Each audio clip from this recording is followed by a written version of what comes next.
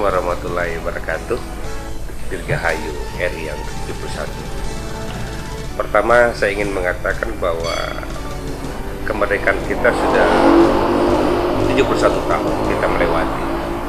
Alhamdulillah, selama 71 tahun suka dan duka kita sudah melewati bangsa ini. Dan saya kira makna kemerdekaan buat kami adalah bagaimana kita mengisi kemerdekaan dengan hal-hal yang positif, bagaimana kita mengisi kemerdekaan dengan hal-hal yang bermanfaat bagi masyarakat, terkhusus bagi pemuda, generasi pemuda kita, apalagi seperti anak-anak kecil ini. Kita ajarin bagaimana dia mulai dari usia dini, dia bisa menggambar, dia bisa mengisi hal-hal yang positif bagi dia.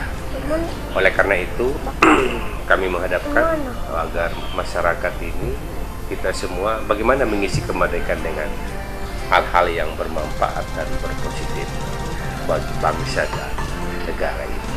Dirgahayu RI yang ke-71. Merdeka! Merdeka!